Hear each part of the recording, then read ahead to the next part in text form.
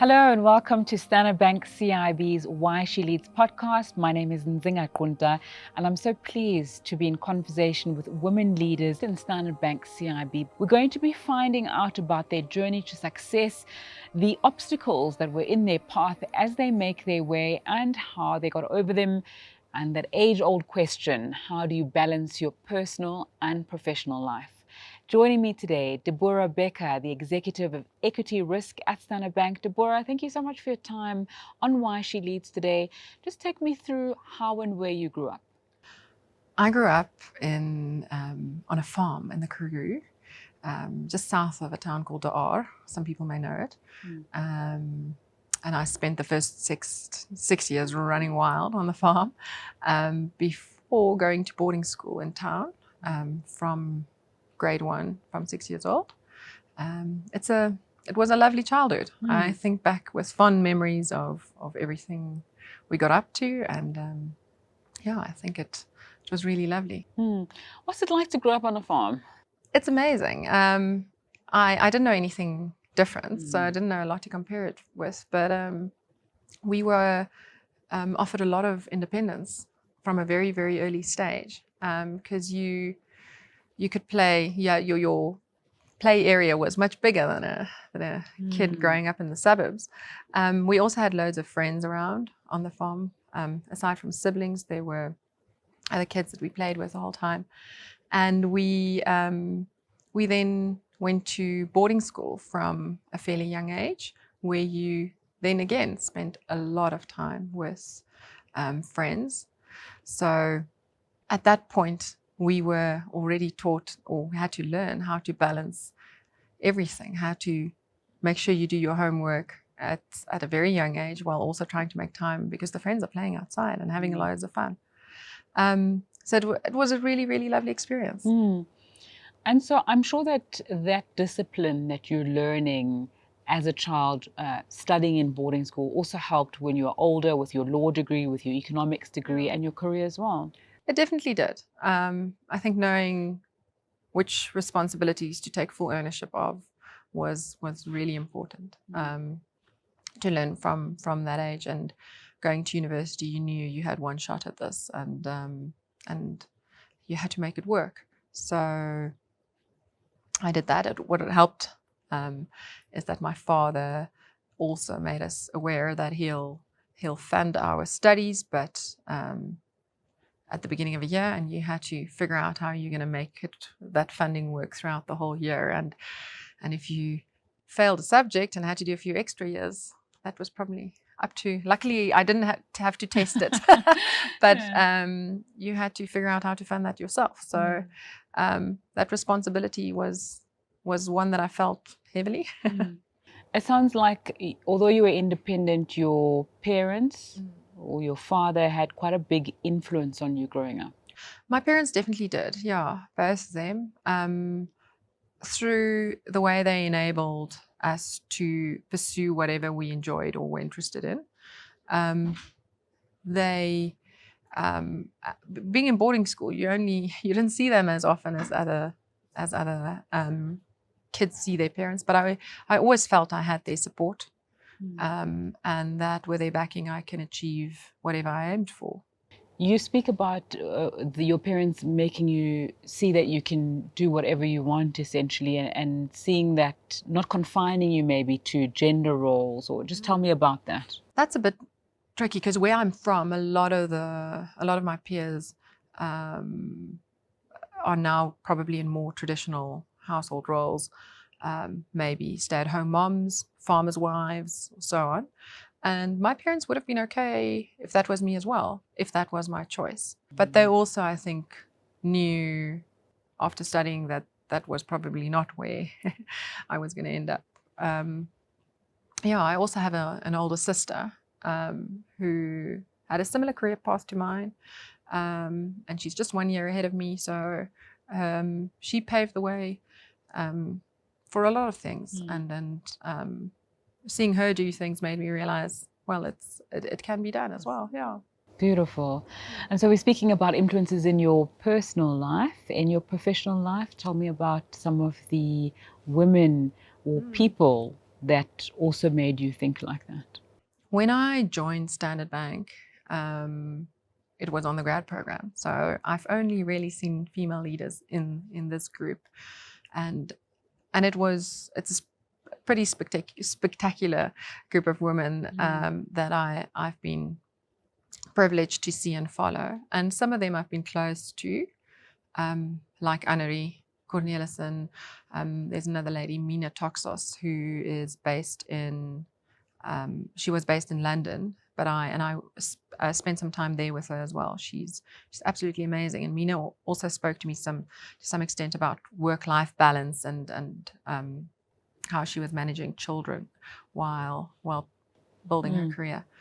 And it was just wonderful to have somebody who speaks so freely and openly about it and share those views with me. And that was way before I had any kids. Those were people I had personal relationships with. But there are other women in the bank that I just looked up to at different points in my life and thought, if they can make this work, I can also do it. Somebody like Jill van Velden, when I was just a grad, she was head of credit for South Africa, I think. Sunay Brugman was chief risk officer at some point. Just to name but a few, yeah. Okay, let's hear from someone who's influenced you or who's had a role in your career at some point. Hi all. I used to work with Debora in the last few years of my career with Standard Bank, ending in 2011. There's a few things that I want to say about Debora in terms of her leadership capabilities. She joined my team in country risk around 2008, 2009, when it was quite a tumultuous time for the country risk team because we tried to engineer the value add that country risk could have to the group. Whereas previously it was purely an economic analysis and put it out there, not linking to the strategy, not linking to the transactions that's in motion, what the risk presents, etc.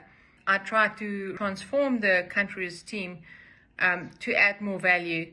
Come in, Debora. She was fresh, she was new, she was inexperienced, she was really not, like the old guard within country risk. And she embraced the new strategy from day one.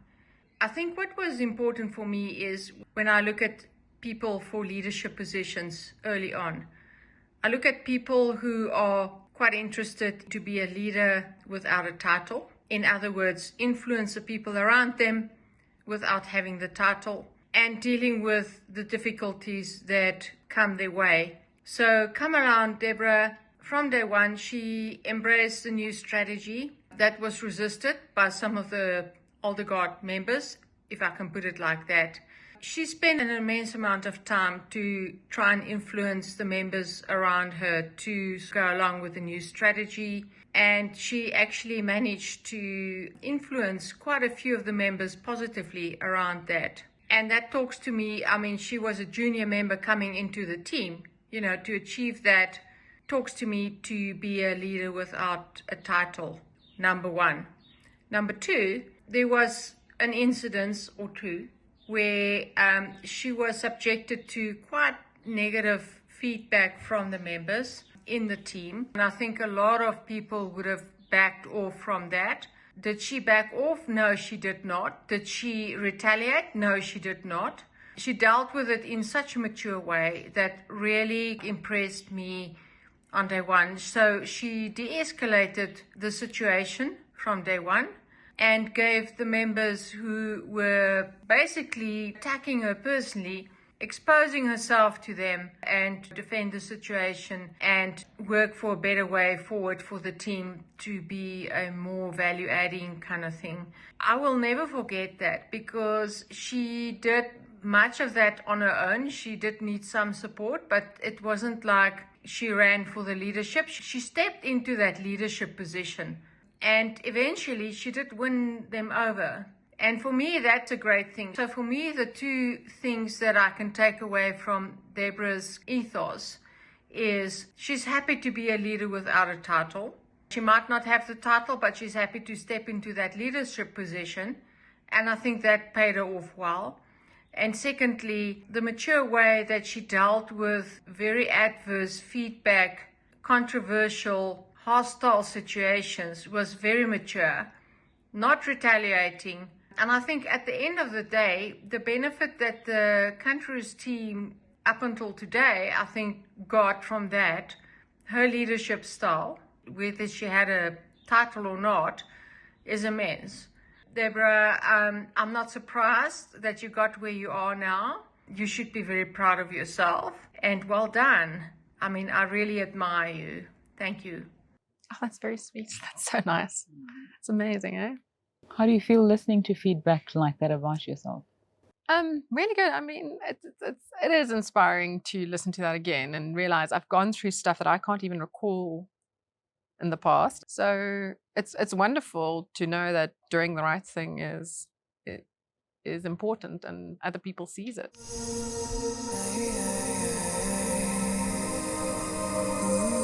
What would you have wanted someone to tell you at the beginning of your career? What do you wish you had known? I think a very important thing is to focus on what you're busy with, because the best way you can prepare yourself for where you're going to next is by doing what you're doing right now as well as possible. You can think about opportunities that lies ahead in the future. And we all do it the whole time. But I do think it's really, really important to focus, to be good at where you are right now and try to do that as best as possible. I mean, it's now taken for granted that you are excellent, not just good at what you do right now. And I've been told that you almost know, what a good deal is. You can see things. Can you just take us through what guarantees a big deal or a good deal, maybe through a risk analysis lens, or just do you have a feeling about something, or is it more clinical than that? Oh, so in the country risk space, maybe to give a bit more background, where I worked before, we took big picture views for the bank. We'd look at what the bank's portfolio across the continent looks like and where the risks lie in that portfolio. Good deals from a risk perspective looks different from a business perspective, because you want a structure that you can see will remain in place for 5 years' time and you're not going to get worried about. Where I think the business team often looks at very key clients that they hope to attract for the bank or continue banking. And often that causes some friction between us and the business team, but it's a healthy friction. How do you deal with that? In as open and honest a way as possible. So try to identify exactly what the concern is and communicate that as clearly as possible to the business team. And then if you ever realize that there is something that you were wrong about, admit it and acknowledge it. Yeah. I would say that resonates for both a professional and personal career. If you find out that you're wrong about something, you just sure. Not easy though, eh? It isn't easy, but I think it's absolutely it's important, because what we're doing here is not about ourselves. It's a transaction that you do that affects the group as a whole. And if you are proud in the decision you made and refuse to overturn that, it has an impact on something bigger than just yourself. Oh. I know you work across the continent, as does the bank, and so you must pick up things both professionally and personally that you think you'd like to either explore more, work more on, or contribute to. So, as I mentioned, I mean, I moved from this big picture role to where we now at. I think over the longer term in my career, I definitely want to move back into that space where I have a bigger influence in the portfolio management of the bank and the strategy, the biggest strategy of the group, which is what we did in my country risk time. So that's something I definitely like to move back towards, yeah. And the importance of people seeing someone that looks like you in a leadership role, what do you think that is? Yeah, I mean, it's very important. It's the Sia Kesi effect that we see in the rugby, where young kids see a captain, and it's sometimes people seeing somebody who looks like you in a leadership role, but it's also people seeing somebody who's not like them in a leadership role. What if someone is watching you now and saying, I'd like to be like that? How are they going to get there? What do they need to remember as they go on that journey? I think it's going back to what I said I tell my younger self as well. It's really focus on where you are now. You can achieve it, right? But focus on where you now, work hard on, and be really good at what you're doing right now. Because that is what will set you up for your next role. Yeah. We were chatting off camera about our families and our kids and our upbringings as well. And I'm just wondering, how difficult is that to balance? People don't like that question. They don't like it being asked, especially to women. But I think it's important because as you're successful in your professional life, there must be a balance or a give and take. Tell me about that. It's definitely not easy. I had to carefully consider whether I want a family or not, because I also wanted a career. And now I've got 2 lovely boys, which I'm very, very happy to have. But it is a juggle, right? I've got people asking me quite often, like, and I prefer it if people talk fairly openly about how easy or difficult it is. I think the most important thing is that women should not try to achieve at work the same thing as men without having the same kind of support system at home, because it increases the stress that you need to deal with. It's not a level playing field, right? If I have to take full responsibility for everything at home and then try to build my career, I will burn out very, very quickly. So you need to find something. My husband always reminds me that you can do almost anything, but you can't do everything. Aim for those things that you want to achieve and decide what it is that you need to compromise. And that's kind of how I live my life at the moment. There are things that you miss out on sometimes, and then there are other things that I really prioritize in my personal life that's just really important to me as well. What's the best thing about the work that you do? It's the people around me, right? It's people that makes work fun. Working with diverse people, working with really, really intelligent people. And then it's the nature of the work, the complexity around it, and learning new things the whole time. So part of this thing of balancing work life is that I often don't have time to read as much as I would like to, or to study further, because right now in my life I'm just not in a space where I can do it. But at work, it's amazing because I'm forced to learn new things the whole time, and that's what makes my life really, or my work life really, really enjoyable. It seems like there's an underlying purpose to the work as well. It's not just okay, hi, we need to make money, and this is how much we need to make, and let's wrap it up. Just take me through a little bit of that. Yeah, I guess, well, specifically Standard Bank is different from other banks, given that we've got this deliberate strategy on the continent where we aim to drive Africa's growth. And knowing that you're part of this bigger purpose is really important. It does matter, rather than just trying to do it for financial gain. I mean, the money is also important. You are a bank. But it's that underlying importance of the purpose and why you're doing it. Debora Bekker, the Executive Equity Risk at Standard Bank, thank you so much for your time today. It was really good to get to know a little bit about you, your journey, your progression, and really thank you so much for the lessons that you shared. Thank you. Thank you for having me. It was lovely to be here.